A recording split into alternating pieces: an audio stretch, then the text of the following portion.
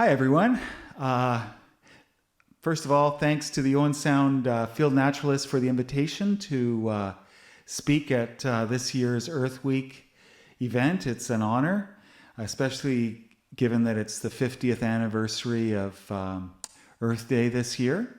I'm Jarmo Jalava. I'm an ecologist. Some people know me as a birder in the area, and others as a singer-songwriter. And some people know me as all three, and others probably know me as other things too. Some of my local activities that I've been involved with over the years include working on the ecological survey of the Niagara Escarpment back in the early 1990s, the International Alvar Conservation Initiative, late 90s, and then I've studied alvars, which are those limestone ecosystems that are the Bruce and Manitoulin Island are famous for quite a number of years ever since then. And then I've also worked a lot with Neashingaming, the Species at Risk program there. And these days I'm greatly honored to be working with the Saugeen Ojibwe Nation Environment Office as an ecological advisor. So, and then I've done a lot of work in other parts of Ontario as well. Let's see here. The way we've set this up, as you know, or many of you know, this was going to be a live event, but because of the coronavirus COVID-19 situation, that wasn't possible. So we've tried to put together a little digital online event for you. It's going to start off with maybe 15 minutes of mainly slides, and I'll be talking, and then my son, who I'd like to thank, Noah Jalava, is going to join me, and we're going to make a bunch of music, or a bit of music, and interspersed with some talk as well. And the whole thing should be about 45-50 minutes. So I hope you can stay with us for the whole thing, and I hope it's enjoyable, maybe a little bit informative, and hopefully we'll have some fun on this Sunday evening. So thanks very much, and we'll head right into the slideshow here. Okay. As many of you know, this was supposed to be a live performance aboard the beautiful Chichimon ferry. But because of the coronavirus situation, we've prepared this online event and hope you enjoy it in the comfort of your own homes. Oh, and that gorgeous bird we're looking at is a Cuban tody that I photographed a few years ago. It's one of my favorite birds, and I've got a lot of favorite birds. Chichimon is the Anishinaabemowin word meaning big canoe. Noah and I have traveled on this ship countless times over the years, from Tobermory to South Baymouth, where, if the lake was calm enough, we'd paddle our little canoe another 5 kilometers to the west, along the south shore of Manitoulin, to our family property where we have a little cabin. Often, if not usually, Lake Huron is too rough for a canoe, so we'd hike out to the land, carrying our gear on our backs.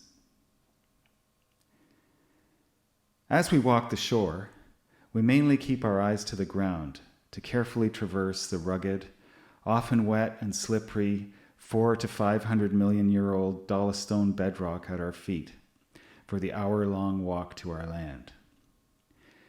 But what we're looking at is not just rock, but the skin of the earth, teeming with life. Some of it obvious, like the sedges and grasses that you see in this photo, but also less obvious life, like the lichens and algae that coat nearly every visible surface, giving the rock its many colors. Some of the algae are called cryptoendolithic, in that they actually live just under the surface of the rock. And the rock itself was once alive. What we're looking at are the petrified exoskeletons, shells, and corals deposited as layers on the bottom of an ancient equatorial sea that has drifted halfway to the North Pole from the equator over the millennia. In this image, we're actually looking at a small pool of water in the bedrock, less than half a meter wide. And it too is teeming with life, most of it not clearly visible to the naked eye, but in my mind, producing a work of art nonetheless.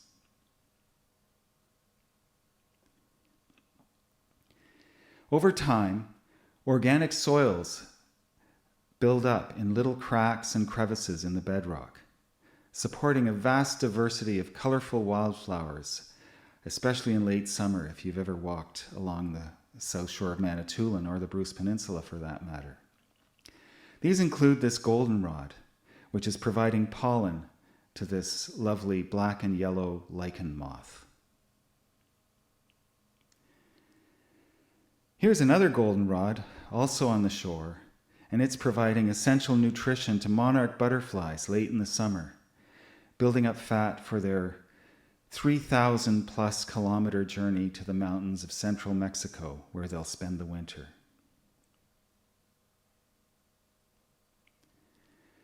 Here's another scene from our walk along the Manitoulin shore.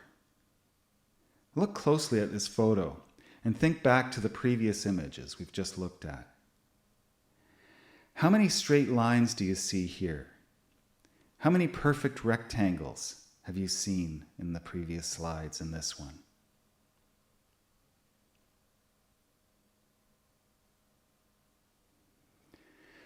Now, consider this image from the outskirts of any large town or city in North America. How many straight lines? How many rectangles? And how does this image make you feel compared to the previous photos? Here's another example. Where might this be? How many straight lines?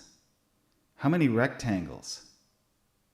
Is that tree almost rectangular? Is there anything in this photo that connects it to the specific geography and ecology of place? Now here's a place we can identify because it has labels. How many rectangles? How many straight lines? And what features on the map do not form straight lines?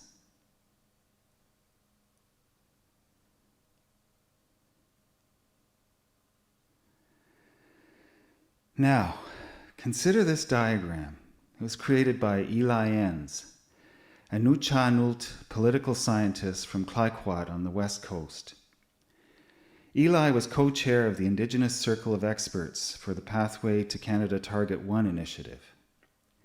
He currently sits on the board of directors for the Canadian Committee for the International Union for the Conservation of Nature, and he's been involved with the Canadian Network of UNESCO Global Geoparks, among many other important and interesting projects and initiatives relating to protected areas and biodiversity conservation and international relations. I've met Eli a few times at gatherings associated with the establishment of Indigenous protected areas and Indigenous protected and conserved areas in Canada. He's a really cool guy and a great speaker, and I strongly encourage you, if you get a chance, to listen to Eli speak. Anyway, among the many profoundly important things that I've learned from people like Eli, because I never learned them in school, is that we as Canadians are all treaty people, that Aboriginal treaty rights precede and underpin our Constitution. I also continually reflect on the ecological, Indigenous, and Western worldviews in my professional life, as well as in my personal life and in my art.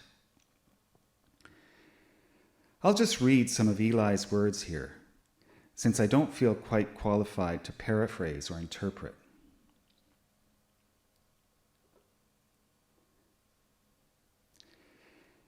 So, Eli describes this slide as the origin story of Canada through a graphic guide for understanding the geopolitical development of our nation. and a visual narrative describing a grandmother's responsibility to all peoples of Canada, as prescribed in the primary treaty with the Creator, and as established in the founding international agreements that form the bedrock jurisdiction of the country that we know today as Canada, which is named from the Iroquois word meaning village. So that's on the upper left of the slide. And then the diagram traces essentially the treaty history of Canada across the middle, which is complex, extremely important to who we are as Canadians, but I won't try to interpret it here, just in the interest of time. But I will read what's up in the upper right-hand corner as well. It's entitled Treaty Logic and Design. The Creator, or nature, provides everything that we need to survive and thrive.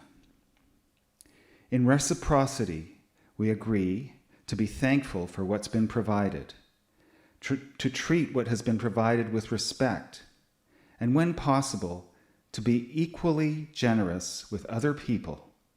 This is all about peaceful commerce, collective security, and bioregional economics.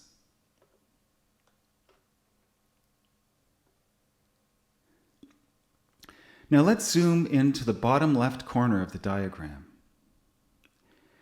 This diagram so simply, clearly, and comprehensively expresses the depths, the intricacies, and the challenges of working as an ecologist on a landscape that's been configured by the abstractions of colonialism and a Western worldview that's divorced from physical and biological processes. A situation exacerbated by the fact that activities are driven by economic factors that often bear little or no relation to the finite capacities of the local landscape. At the foundation, in yellow, you see what Eli calls the Creator's law, or nature's law, which to me equates exactly to ecology. The processes and relationships that shape and nourish life on this planet. Resting on the foundation of nature's law, following a flowing line, is indigenous law, by which the first peoples of this land lived as close to natural law as possible, out of necessity, and also by way of cosmology and spiritual practice. After the Europeans arrived on Turtle Island, or North America, a new layer, constitutional law, as expressed in part through treaties, was created to putatively serve as the interface between indigenous law and the colonial crown, which is situated many thousands of kilometers away on the other side of the Atlantic Ocean.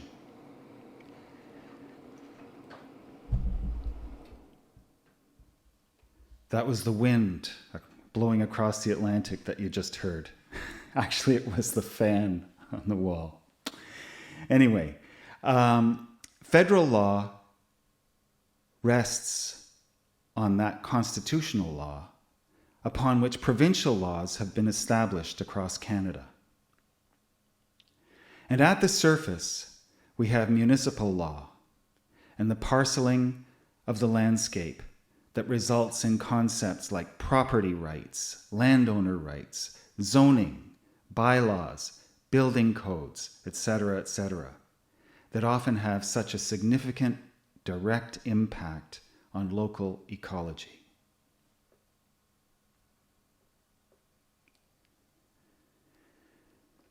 Okay, so with all that in mind, I want to get to making some music, and I'm sure Noah does as well, standing beside me here.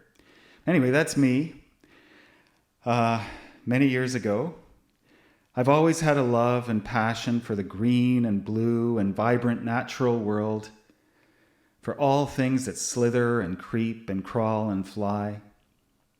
I think this love and passion was passed on in part by my father, Erkki Espero Jalava. My dad, Erkki, born in Turku, Finland in 1926, lost his father suddenly at age 12. He didn't live the easiest life, but he was a landscape artist for his entire life, essentially. That's the only way he made a living. And he supported our family of 6, so 4 children, entirely with his art. We'd spend each summer, from the last day of school to the Labor Day weekend, immersed in nature at our cottage on a crystal clear spring-fed lake near Parry Sound. My dad's passion for nature shone through in the brilliant, natural light of his paintings. People would often comment on that. Most of which were scenes from the Canadian Shield, which so resembled the natural landscape of his home country, Finland. In my teens, I landed my first paying job in conservation. A summer gig with the Ontario Ministry of Natural Resources, reintroducing endangered peregrine falcons back to the wilds of Algonquin Park. So peregrine falcons at the time were extinct in eastern North America. I took my guitar with me, and what an opportunity it was to write songs in the isolation and profound beauty of Algonquin Park. So we'll start the music with a couple of songs. The first, Ceremony, it's called, was inspired by a wilderness wedding of a dear friend that we attended quite a few years ago. It speaks of the profound power of the Canadian Shield landscape. All right.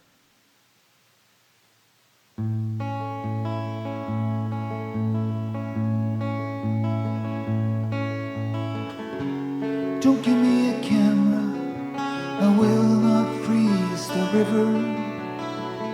I won't steal a moment from all time.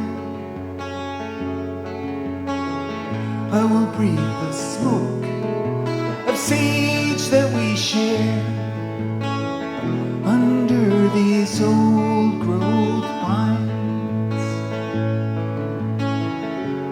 Call me weakness, I won't take offense. No need to take a vow for me. Words to me are not always evergreen. Like trembling aspen leaves they fall. Like aspen leaves in the fall.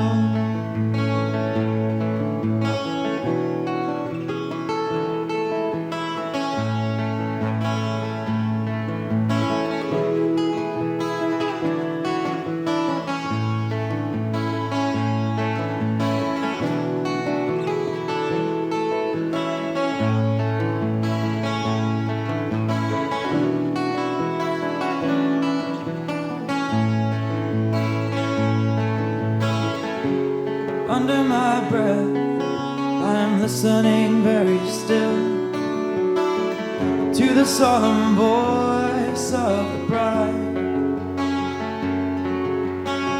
She commits to you like the rock of the shield, sculpted by water, ice, and wind.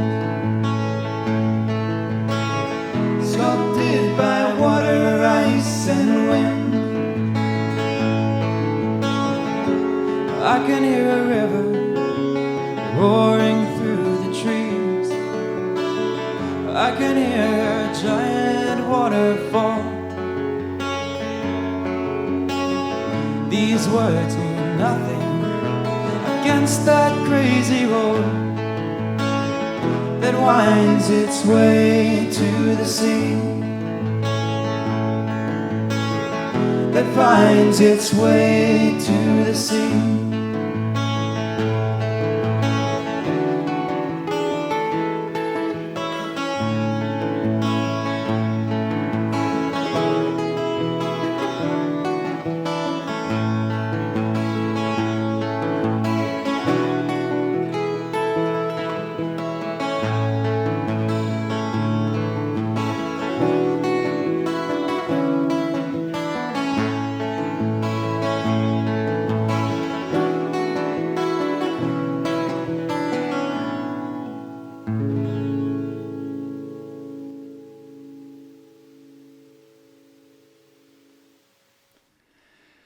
This is the cover page of an article I wrote for the environmental magazine Alternatives a while back. I think it just speaks for itself, especially in the context of Eli Enz's diagram.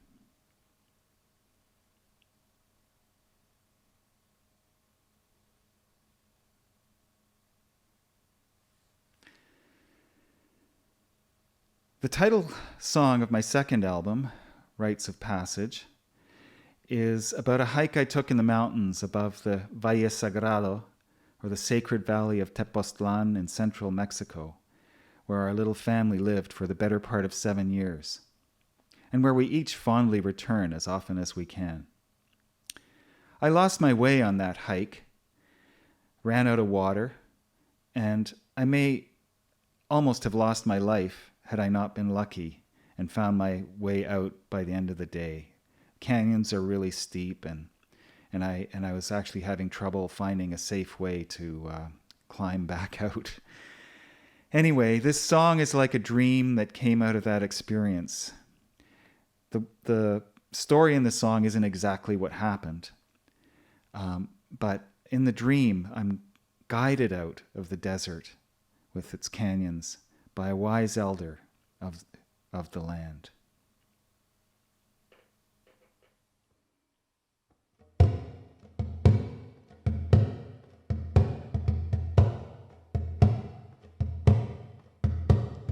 I was walking through a desert night, beside me an old man, following the trail of a coyote, my hand in his leathery hand.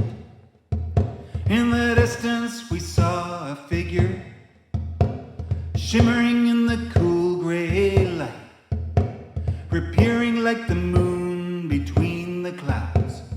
Oh, it was a strange night. To the left there were hills and canyons, to the right a level plain. The man, he pointed to the Sierras, said he hoped we'd meet again.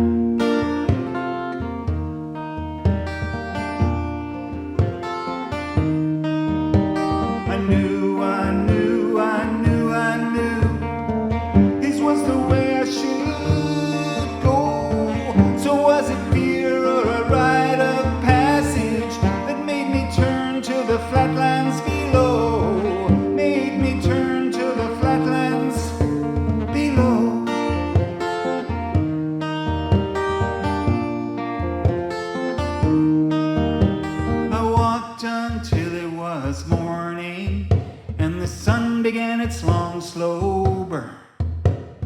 How I longed for the shade of the canyons, but it was far too late to turn. My mouth became dry as a desert stone. I drank dust and wind with my eyes. I'd never felt so alone in my life, just me and the thorns and the sky. I thought I'd never find my way back home. Perhaps I never really would, but I like to think it wasn't a mirage, that I could tell between shouldn't and should.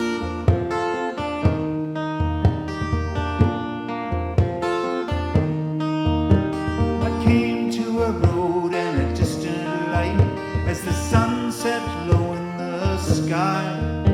My thirst had long turned to a burning fear that I was gonna die. Of course I knew one day I would, but not today. I prayed, I vowed to always try to do good.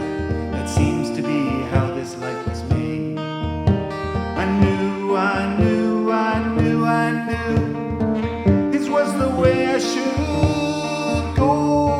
So was it fear or a rite of passage that made me turn to the flatlands below? Made me turn to the flatlands below.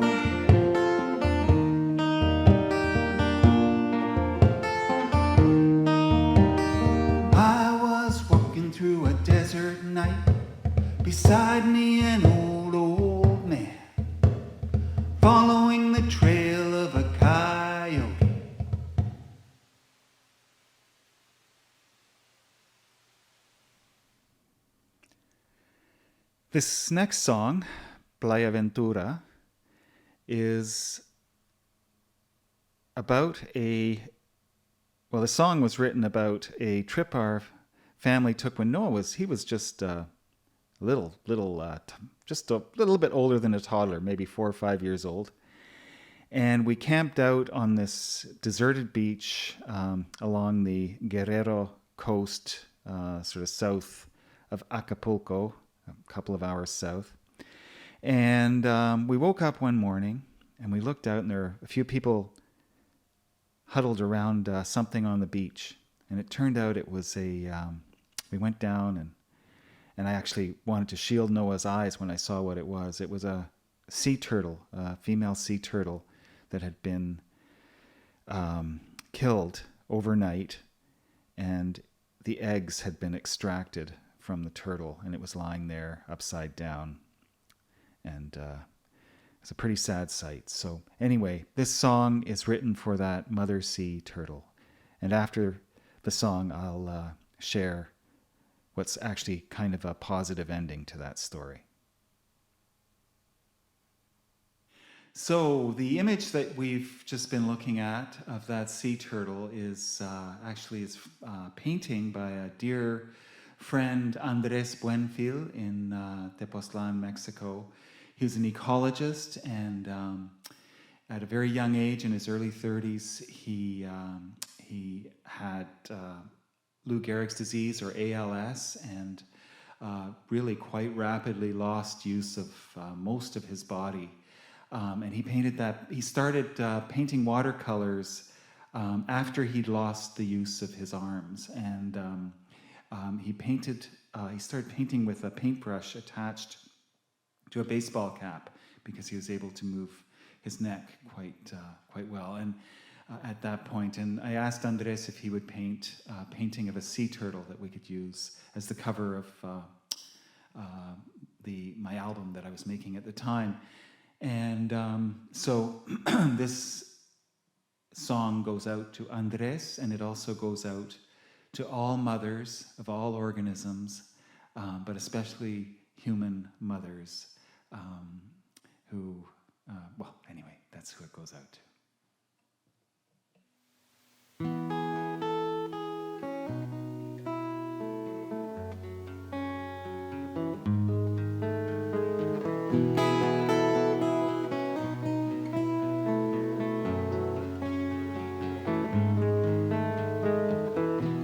She comes out of the water, glistening on the way.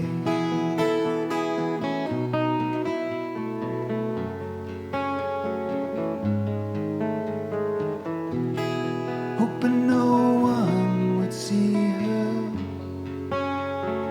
rising from the ocean spray.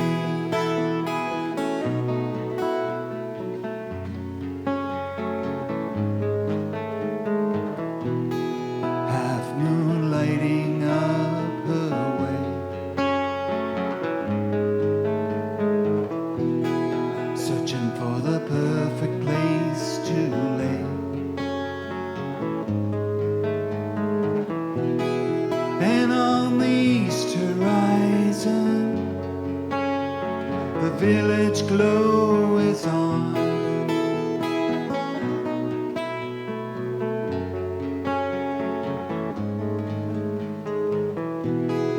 Don't know what you do at night, but I see your eyes at dawn.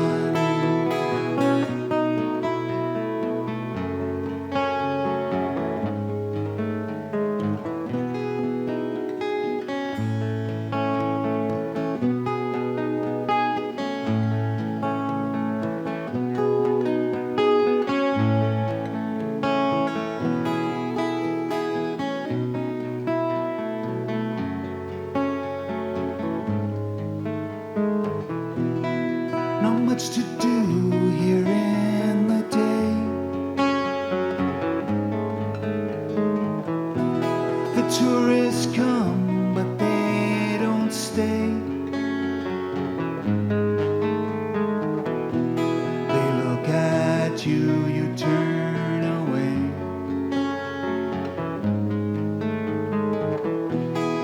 What do they know anyway? Vai avventura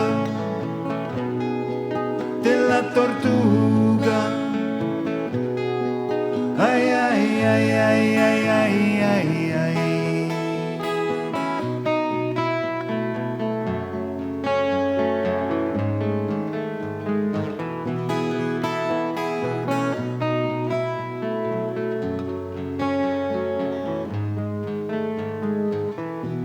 You get good money for the eggs. Just slice her open behind the legs. In the night there's no one around, and you know she won't make a sound.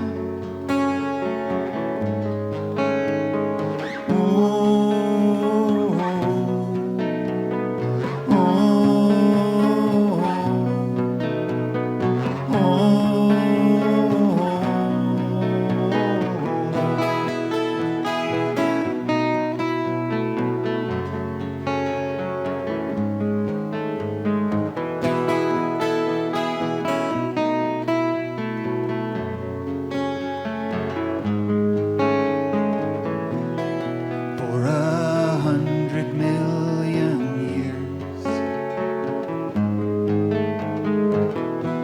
these mothers have risen from the sea,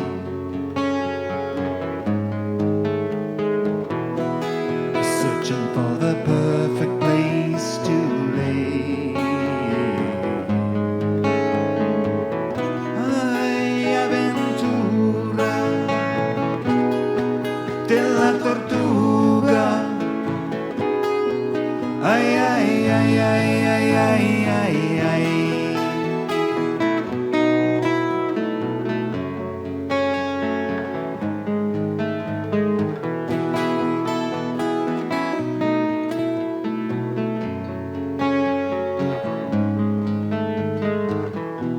She comes out of the water,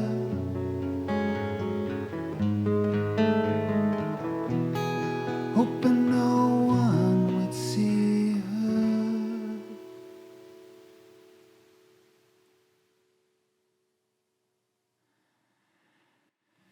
And the somewhat happy ending of that whole very sad story is that we returned to that same beach, Playa Ventura, a few years later, and a program had started up that had been initiated, I believe, by a local conservation organization and the university out of Cuernavaca. And there were local beach stewards, the community members, and the students monitoring the sea turtle egg laying during season. And the local stewards were actually, and the students were helping them.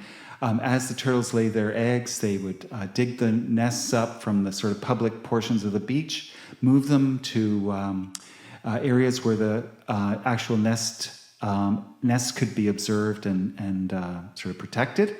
And just the people where we stayed, where we camped, told us that they alone had released over 10,000 sea turtles from their area back to the ocean upon hatching within sort of the 2 years that we had last been there. So a very positive outcome, and that's what conservation's all about, is people working together, and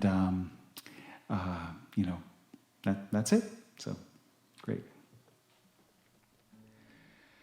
Living in harmony with nature's law is all about people, actually, and it's about knowing the land, knowing the beings that we share this land with.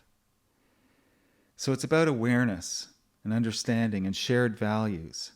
It's about community and human connections as much as it is about connecting with nature.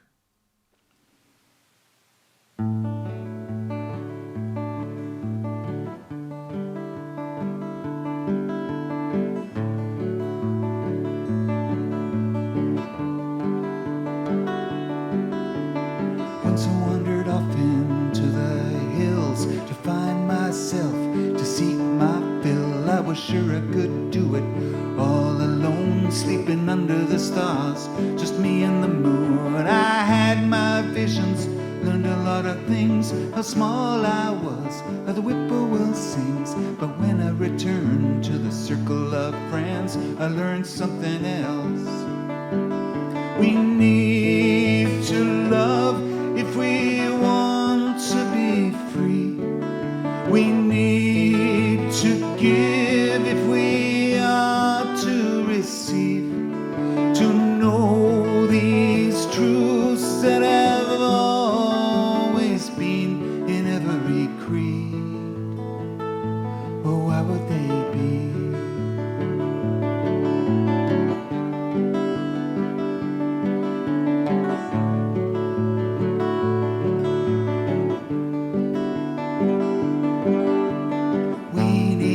Standing at our side, we need friends in whom to confide. We need each other, holding hands, every woman, child and man. From the mountains of Alaska to the Amazon, from the streets of Nairobi to the lights of Hong Kong, from Oslo to Sydney, every place in between. We need each other, every human being. We need to love if we want to be free.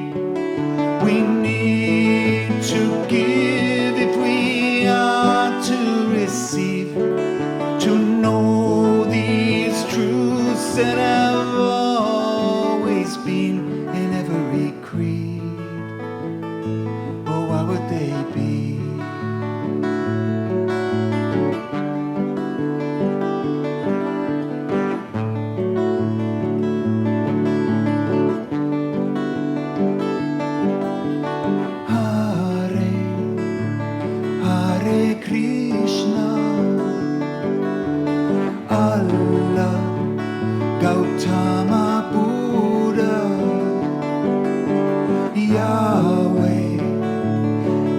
Jesucristo,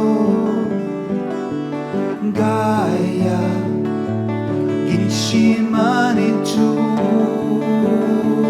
Goddess of creation, Shalom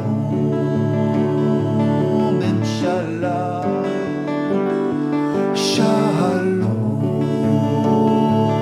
and Shalom. Shalom and Shalom, Shalom,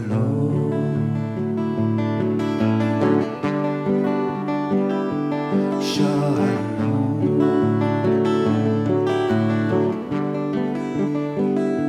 Shalom.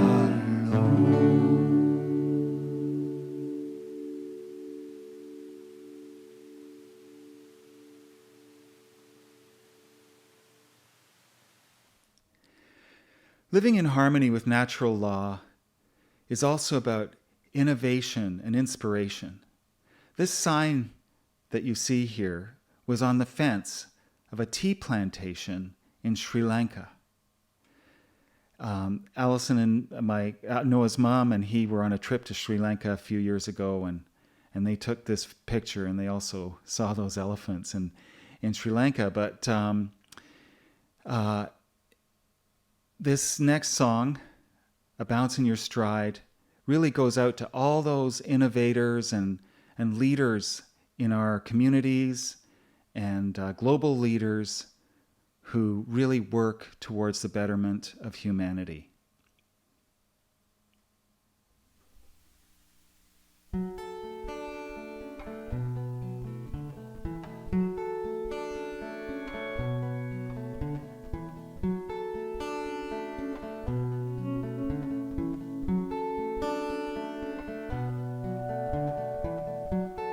Walk on the shore with your lover under the moon.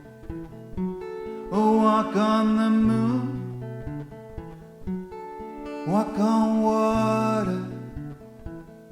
If you know the art, walk with conviction. follow your heart. It's your own parade. You can be a clown, don't be afraid. That's how the good things in life are made. Walk with your head held high, a little bounce in your stride.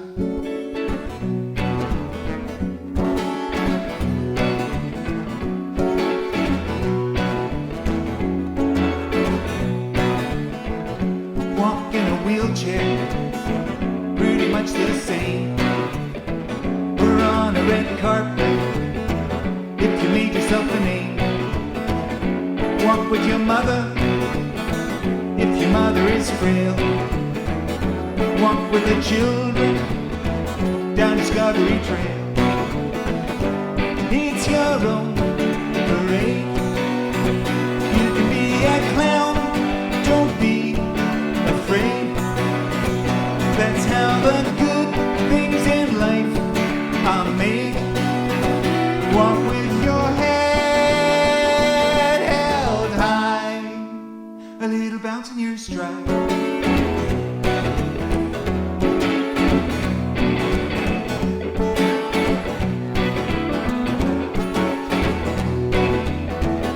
Walk as a pilgrim to Santiago or to Mecca, wherever you gotta go.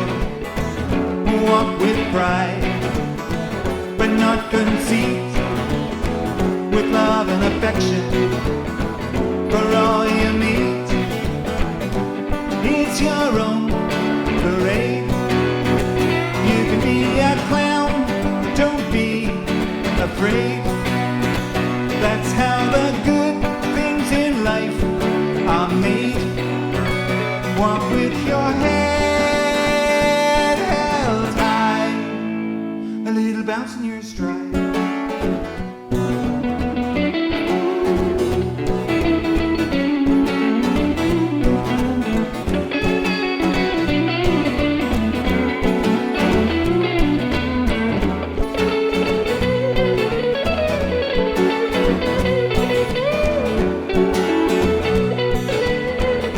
Walk for the panda and the gazelle.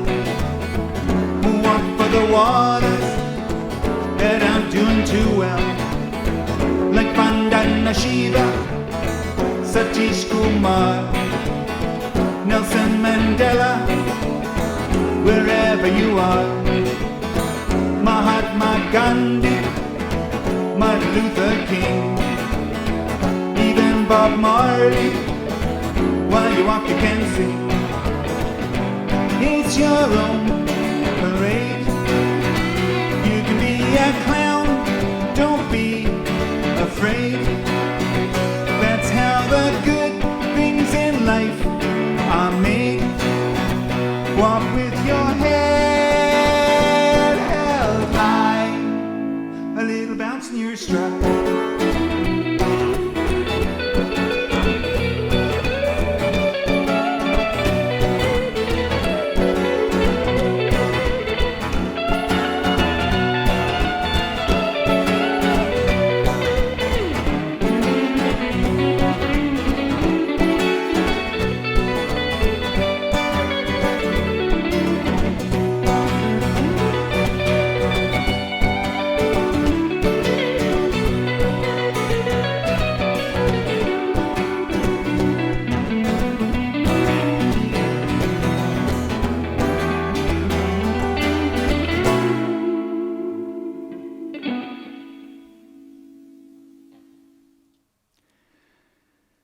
So, kiitos, thank you, gracias, merci, and chimigwech. I'd like to thank we would like to thank the Owen Sound Field Naturalists for the invitation to speak, and especially their event organizing committee led by John Dixon. Also, I'd like to thank the sponsor, Caframo, which is based in Wyerton and makes some really cool fans and heaters and things. And so check them out. And I believe they've supported this event for many years. Also, if you would like to make a donation to the Field Naturalist Club, please visit their website. You can see the web URL right there, and you can make a donation to their youth programs and spread the help the Nut Club spread the word. Also, if you want any more information or want to connect to some of the music you've heard, you can visit that website right there in the middle. So thanks again to all of you for joining us this Sunday evening. Stay healthy, get outside, enjoy nature, and let's make the world a better place together. Chimigwech.